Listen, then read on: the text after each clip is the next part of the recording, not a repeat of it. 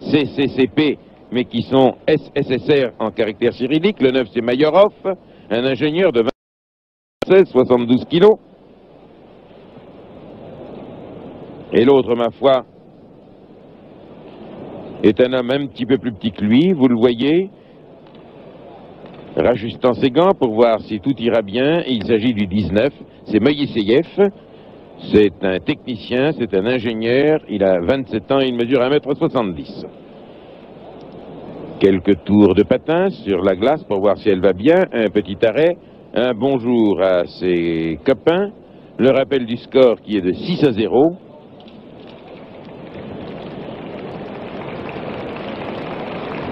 Les Russes sont en maillot rouge. Et pour ceux qui n'ont pas la télévision en couleur, ce sont des maillots qui paraissent foncés avec des brassards, des petits brassards blancs, tandis que les Allemands de l'Est sont en maillot bleu et blanc. Voici là Zinger, le gardien de but soviétique. Les Allemands, eux, les voici. Voici le 3, Vogd, le 4, Plotka, le 17 que nous avons vu de dos. Voici l'As numéro 1 qui est Zolk, 24 ans, 1,68 m, 77 kg. Ils sont donc en bleu et blanc. Et pour vous qui n'ont pas la couleur, ils seront faciles à distinguer des soviétiques en ce sens qu'ils ont le haut du corps blanc. Les soviétiques jouent à gauche. Ici, vous le voyez, Zinger dans les bois. À côté de lui, le 12 qui est Pulpanov. Et ça, c'est le 16 allemand qui est Hirsch, le gardien de but. Un homme masqué qui va aller dans ce qu'on appellerait les bois. Voilà, accolade, ira bien. Il s'agit là de l'Allemagne de l'Est, l'une des 8 équipes participant à ce tournoi. Le 4, c'est Plotka. Voici le palais, la rondelle. Kautschumous, voici l'arbitre reconnaissable au fait qu'il ne joue pas, qu'il patine également et qu'il a un maillot rayé verticalement blanc et noir. Et aujourd'hui, les arbitres sont monsieur Vichisk, Pologne, Johansen, Norvège. Et le jeu est parti. Le jeu est parti. Le 3 allemand Vogd dribble, passe en avant. Les soviétiques sont à la parade. Ne prennent pas le jeu trop au sérieux. Moïseyev a le palais, derrière son embut. C'est Zaïtsev qui va s'en saisir, nom de la bande, et il est revenu au centre du terrain. Les soviétiques attaquent par Mishakov. Tire sur la page du gardien de but Hirsch. Nouveau tir, ah non! Il a mal patiné, il a fait une erreur de patinage. Et il a fallu qu'il attende qu'un partenaire prenne le palais. Tire au centre et le 3 Zaïtsev tire, marque, Zaïtsev marque d'environ 18 mètres. Et nous allons, grâce au ralenti, je pense, voir comment ce but a été marqué. Toc, vous voyez, vous avez revu le 3, comment il a marqué, laissant pantois. Zaïtsev, assisté du numéro 8, Alexandre. Goal for... Par conséquent, 7-0 pour les soviétiques. Zira le palais, le passe à Ruskin, qui le donne à Zimin. Alexandrov. Prouza l'a repris pour l'Allemagne. Vogd tire, trop loin, et à 1 ou 2 mètres du but.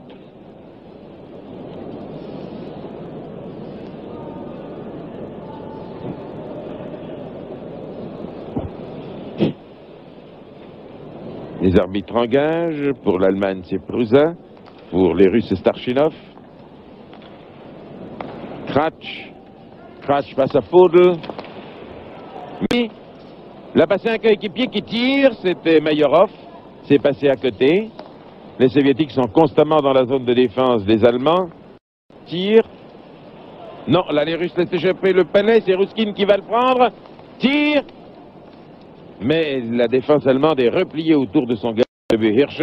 Et ces malabars que sont les Allemands de l'Est ont réussi, là, sous l'attaque soviétique, à ne rien laisser passer. Les Allemands sont même revenus dans la zone soviétique, tirent un petit peu n'importe comment.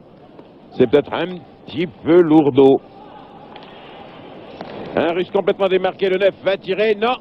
Un Allemand l'a fait tomber, l'arbitre n'a rien vu, ça n'a pas d'importance. Les Allemands sont dominés.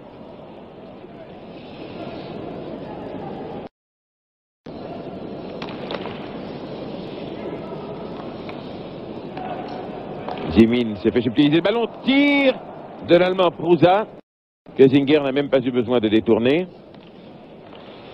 À nouveau départ des Soviétiques, regardez leur jeu de passe, il va repasser en arrière. Non, il va... S'il avait repassé en arrière, c'était meilleur. Krarenbauer passe derrière la ligne de but de Hirsch. Le passe à Peters qui rate le palais. Et c'est le gardien de but soviétique, Zinger, qui le donne à l'un de ses coéquipiers, patinant très rapidement, le 15, Ruskin. Et puis les Soviétiques changent leur ligne d'attaque. Nouveau tir très fort.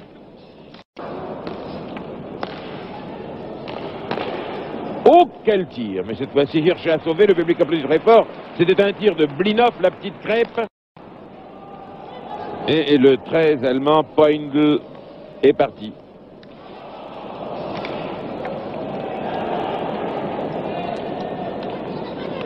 La soviétique, seul tir et marque. Le 17 soviétique, Vikulov. Oh là là, complètement démarqué, vous l'avez vu, ça a été net, réglé comme du papier à musique. Vikulov a marqué ce but que nous allons revoir, je pense, dans un instant, au ralenti. Voilà, regardez, il part seul. Il part seul, voyez-vous, le 17, il prend, hop, il ajuste son tir, et il va tirer là, toc. Ah, c'est beau. Ça, il faut dire que c'est beau. L'autre, Hirsch, dans son but, il a eu beau sortir, il n'a rien pu faire. Nouvelle attaque soviétique a pu se mettre à genoux sur la glace. 25 ans, 1m93, 91 kg. Il guettait la balle à la sortie du rond d'engagement. Il l'a là, hop, Siche. Hiller passe à droite. Nickel file, mais se l'a fait subtiliser par les Russes. Hiller, seul Allemand là-bas derrière l'embut soviétique. Toujours Hiller, le 8, poursuivi par Alexandrov, qui lui a pris le palais. Le passe sur la gauche, ce sont les Allemands qui l'ont. Re-attaque de Nickel. Zaitsev a pris le palais, l'a renvoyé le long de la bande, et les Russes repartent à l'attaque. Par le 8 Alexandrov, qui est un homme qui patine remarquablement bien. Passe en arrière, un petit peu trop en arrière. Il a refait le tour. Alexandrov, et il va tirer à nouveau.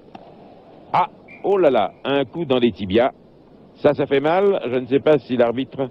Non, 30 ans, le doyen des joueurs, 1m78, 80 kg pour l'Allemagne, Krarenbauer. 23, 83 kg. Novi est derrière l'embut de son équipe, lance très loin en avant, la défense tire par la droite, non, les Allemands subtilisent le palais. Les Allemands sont menés par 8-0, mais le score ne reflète pas la physionomie de la partie. Je pense que quelque chose comme 6-1 aurait été plus équitable. Joli dribble de Novi, passe derrière, il est trop individuel. Oh, et quand il a passé au 10 à Krarenbauer, il était beaucoup trop tard. Faut pas être si individualiste dans un jeu de hockey. Regardez les Soviétiques, ils se font des passes. Même Alexandrov, là, il a passé un camarade. Lequel va repasser à droite? Oui, à droite. Le 10 repart en arrière. Il va pas tirer, il va passer au 8 qui tire en arrière. Oh, que c'est joli! Oh, que c'est joli! Il tire en position retournée.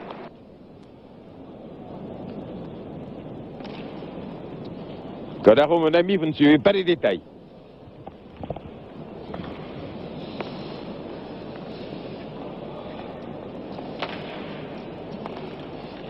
Kolarov répond qu'il ne s'intéresse qu'à l'esprit du jeu. Puis le 2 allemand a maille à partir avec Zimin le russe, réussit à sortir le palais, mais Zimin le reprend. Zimin le reprend, à repasser à gauche. Body check. Charge de l'épaule. Oh, c'est dangereux. Eh bien, le goal allemand a de la chance que, sur une passe confuse, deux hommes soient tombés l'un sur l'autre, c'est-à-dire Novi, l'Allemand, et Mayorov, le Soviétique. 27 ans, 1m74, 83 kg. On a repassé un peu en arrière, on repasse par la bande. Voilà, c'est un petit peu comme au billard.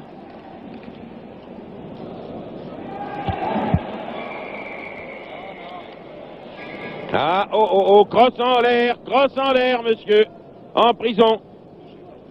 Pas en prison pour 2 minutes. Là, on les mettait en prison pour médiocrité. Ici, on les met en prison pour crosse en l'air. C'est l'as numéro 1, Zolk, je pense. C'est l'allemand Zolk. Non, c'est le 20. C'est Zolk, à mon avis, qui est en tôle. Pénalité de 2 minutes au joueur numéro 9 du RSS, Mayrov, pour charge. Ça, nous l'avons vu. Également, Et l'allemand Zolk. de pénalité au joueur de l'Allemagne de l'Est, le numéro 1, Sock, pour charge irrégulière. 2 minutes penalty to player number 9, Soviet Union. Tir au but, joli tir au but. Remarquez qu'ils sont 4 contre 4 maintenant sur la glace. For player number 1, Il y a le jeu de passe des Russes que les Allemands leur subtilisent. Sock Fuchs. for charging. Tire de loin, Zinger l'a rattrapé dans la main. Eh bien, bravo. Bravo, si vous aviez cette main libre, vous pourriez vous applaudir vous-même de la main gauche et de la main droite pour avoir arrêté le palais de la main gauche. C'est que les patineurs et hockeyeurs soviétiques venus à Grenoble ont découvert les billards électriques. Je pourrais y passer des heures, a dit le patineur Mochkov. Cet appareil est très intéressant et c'est le passe-temps le plus reposant qui soit ici à Grenoble, a dit Mayarov. En effet, pour bon nombre d'athlètes soviétiques, c'était la première fois qu'ils voyaient des billards électriques dans l'Union soviétique. On n'arrête pas le progrès, comme dirait Carmen. Ah! Eh bien, voyez, ce n'est pas toujours du billard, surtout lorsque les Allemands foncent et qu'ils déplacent votre cage. C'est M. Tichet, le 9 qui, d'un coup de boutoir, a bouté la cage hors du rectangle. Le score est toujours de 8-0. Il y a 7 minutes 06 secondes que l'on joue. Dans 2 minutes 54 secondes de jeu effectif, nous allons entendre la sirène annonçant le changement de camp pour cette 3e et dernière période. Descente, passe en arrière. Vous notez combien les Soviétiques sont friands de ces passes à l'arrière. Regardez leur jeu de passe. On dribble, on va repasser aussitôt après à gauche. On va recentrer à gauche. Non, on tire. On tire bien, mais ça passe à côté. Peut-être qu'un coup de recentrage aurait mieux arrangé les affaires des Soviétiques. Il est vrai qu'ils sont riches d'une... Hiller tire. Non, ça a tombé. Le palais a tapé le patin de Blinov. Et c'est pour ça qu'il est parti, Dieu sait tout. Contre-attaque russe.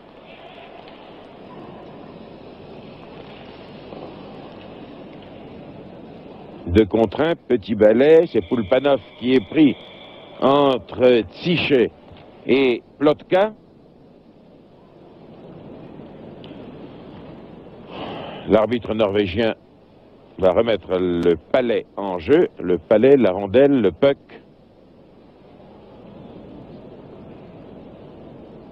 Qu'est-ce qui va venir pour l'Allemagne? Le 7 à l'extérieur du rond, c'est le 10 qui va engager Karen Bauer. Tandis que le 7 Prusa attend, mais à l'extérieur du rond.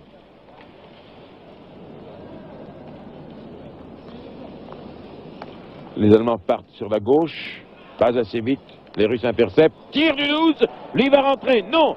Oh là là, Hirsch s'est couché et il a renvoyé le palais. Le 12 soviétique, Poulpanov revient et se fait reprendre le palais. Pas de chance, Poulpanov.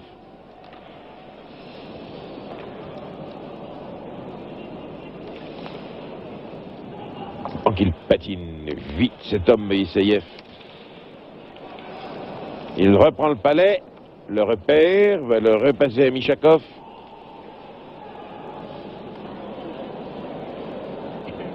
Robichevski arrive à la rescousse.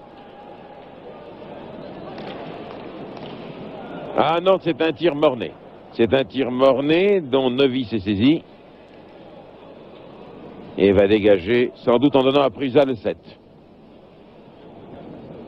Non, je ne sais pas ce qu'il cherche.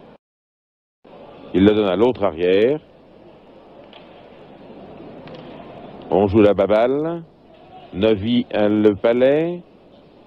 Change de zone, il est dans la zone neutre, passe la ligne médiane et revient en arrière.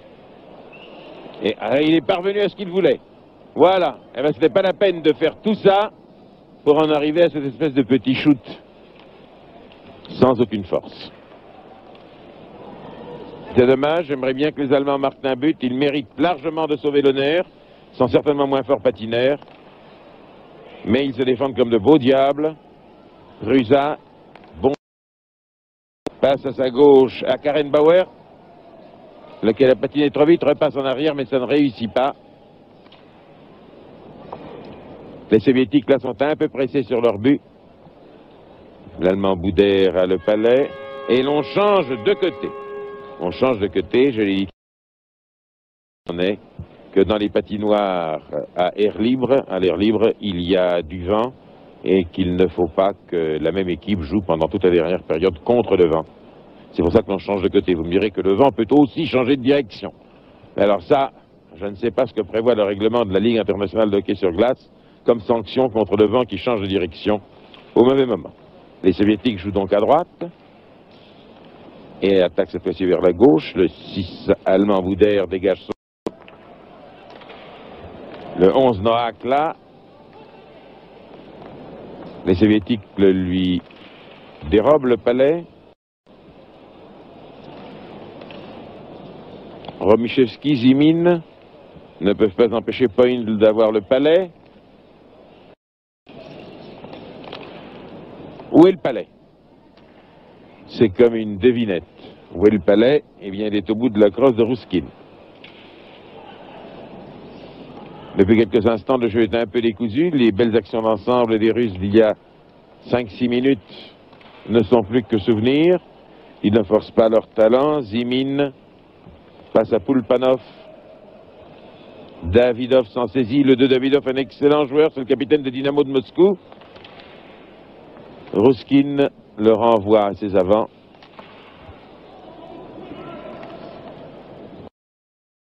Davidov contre le gros Noack. Noack a bien tiré en position de retournement. Ragulin. Mayorov. Qui a réussi à le passer. Oh, oh, oh, oh, oh, oh, oh, oh. Est-il tombé? L'a-t-on fait tomber? Moi, je crois qu'on l'a fait tomber. Oui, c'est l'opinion du juge, de l'arbitre, qui remet Zoc en prison. Eh bien, monsieur Zoc, vous êtes un habitué de la tôle. Monsieur Zoc, un habitué de la tôle. Numéro 1. Soc pour obstruction. Ce n'est pas Soc, c'est Zoc. Beau tir, marqué par, me semble-t-il, Vikulov. Nous allons revoir. Ah, bah alors là, vraiment, il est parti de pied ferme et il a marqué son 9e but. La petite merveille, montrez-nous-le, ce but. Non, malheureusement, c'est parti si vite qu'il n'y aura pas de ralenti. Marqué par le joueur numéro 11, Firsov, assisté du numéro 4, Blinov. Le 4 Blinov est reparti d'ailleurs. Il le repasse à 11, à Firsov qui vient de marquer.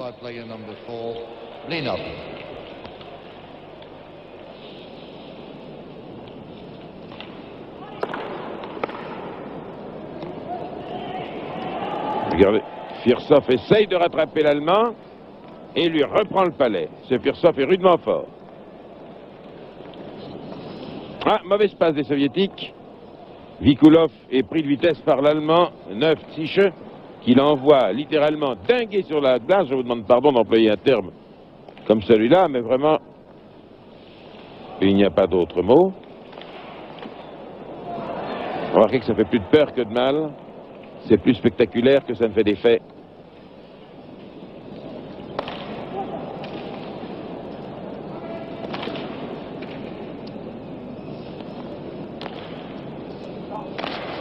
Blinov a tiré de loin, Blinov de Spartak de Moscou a tiré de loin. Mais l'excellent Allemand Ziche a envoyé le palais très très loin. Mais c'est un dégagement interdit, il l'a envoyé si loin qu'il a passé la ligne d'embut soviétique. J'avoue qu'ils l'ont mérité. Le 8 Alexandrov pour la Russie, Karen Bauer pour l'Allemagne.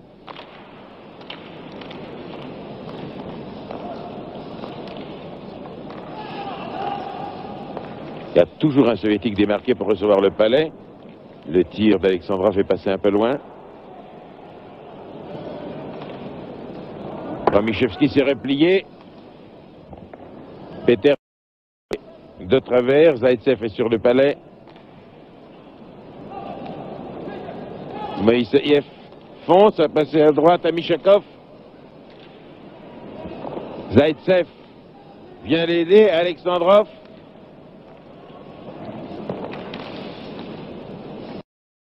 Karen Bauer l'a passé à Kratch. Kratch, 14 allemand, 1m80, 87 kg. Un homme bien bâti, il l'a repassé. Qui fonce, qui évite Peters, tire de loin. Messinger n'a même pas eu peur et c'est Zaïtsev, le petit lapin, qui a le palais. Alexandrov. Mishakov, qui tombe. Alexandrov le reprend. Cette fois-ci, c'est Mishakov qui a foncé sur l'Allemand Novi sans réussir à le déséquilibrer. Dégagement sur la droite par la bande. Romichevski tire, mais c'est un de ses coéquipiers qui l'empêche de marquer. Et Alexandrov a beau danser la gigue autour du but allemand, cette fois-ci, ça ne donne rien. Romichevski à droite. Et les Allemands, cette fois-ci, se sortent. Bravo Kratch qui a réussi à dégager son camp. Romichevski ayant maintenant le palais. Zaïtsev. Toujours Kratch, Peters. Le 8 Alexandrov. Joli tir qui ne parvient pas jusqu'à Mayorov. Si, Mayorov se saisit du palais. Fonce, va dribbler, va passer à gauche sans doute. Non, il tombe sur un coup de patin. Moi j'ai vu un coup de patin de Novi. Il devrait aller en tôle. Non? Oui. À mon avis, Novi a gêné, il a donné un coup de patin. Eh oui, Novi va en prison. Novi va en prison. Pénalité de 2 minutes.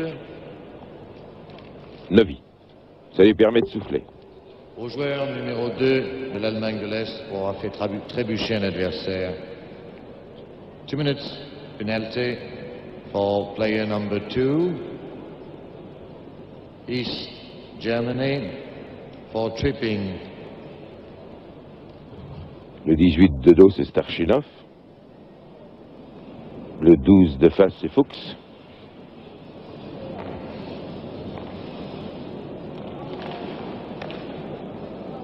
Ruskin à Davidov. Tir de Davidov, un tir boulet de canon qui est passé de à côté. Ruskin, cette fois-ci, a perdu le palais. C'est l'excellent Noack allemand qu'il a eu, qu'il a repassé à ses arrières. Passe à droite à Boudère, qu'on a peu vu.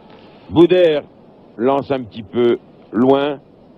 Et c'est un dégagement interdit encore une fois. Coup de sifflet.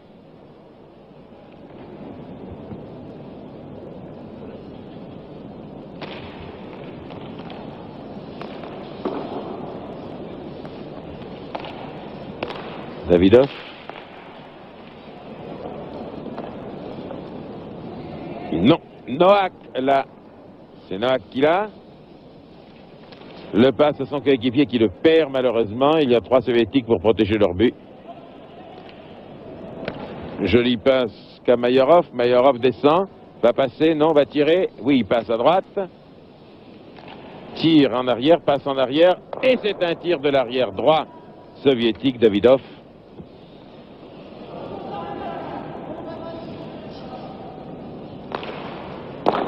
Nouveau tir en boulet de canon. Ça frappe le bois et Ruskin va le chercher. Ruskin a passé à Starchinov, Starchinov à Mayorov. Oh. Il s'interpose. Oh! L'arbitre. Bravo l'arbitre. Voilà ce que c'est. C'est un homme à poigne. Il en envoie 2 en prison? Non.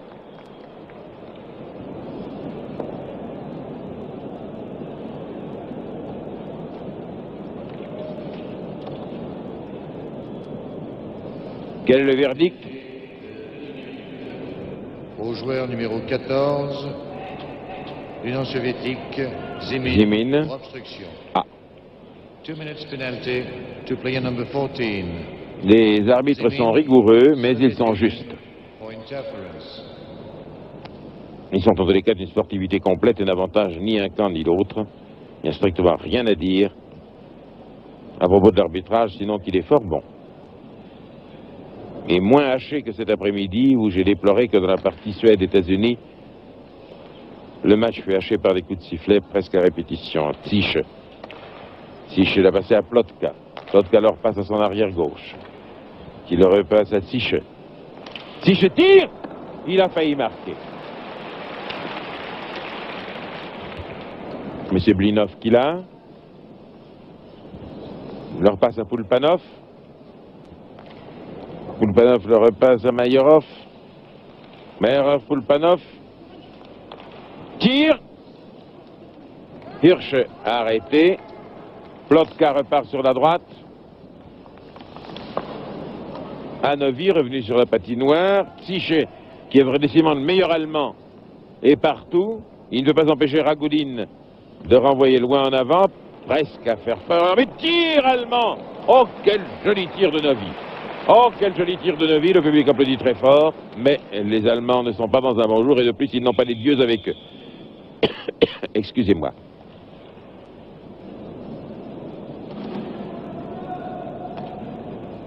Si vous aimez le hockey sur glace, sachez que pratiquement tous les soirs de 22h05 à 23h sur la deuxième chaîne, pendant toute la durée de ce tournoi olympique de hockey, vous pourrez nous retrouver, Stéphane Collaro et moi-même.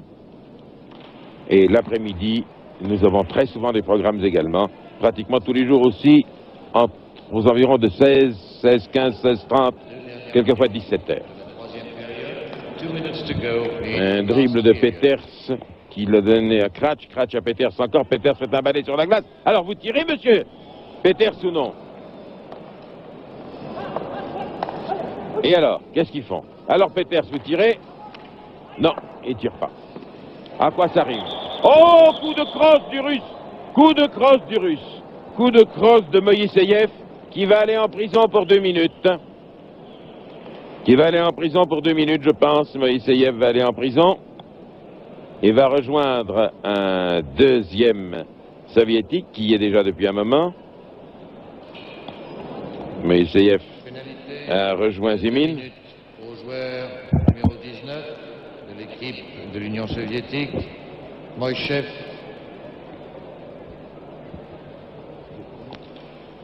Pour coup de crosse. 2 minutes penalty to player number 19, Soviet Union. Les Allemands sont 5-3. C'est quelque chose de très rare. Il leur reste 1 minute 29 à jouer. Les Allemands 5-3. Alors, s'ils ne marquent pas là, quand est-ce qu'ils marqueront? Il n'y a que 3 Russes contre 5 Allemands sur la glace, puisqu'il y a 2 Russes pénalisés. Non, il y en a un qui est revenu. Zimin est revenu, ces 2 minutes ayant pris fin. Firsov a le palais, le meilleur joueur soviétique. Tire, ça ne donne rien. Les Allemands repartent à 5 contre 4. Mais c'est lent, alors que vous tirez, vous pouvez. Oh non, si vous jouez comme cela, les Russes sont plus rapides. Allez, tirez! Hop! Oui! C'était bien joué, il reste 45 secondes. Malheureusement, je ne pense pas que les Allemands pourront sauver l'honneur. 9-0, c'est très doux.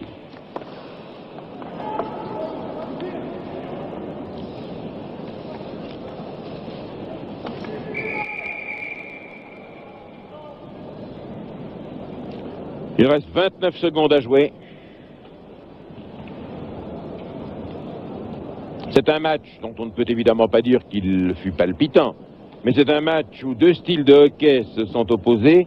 Le style assez individualistes des Allemands de l'Est.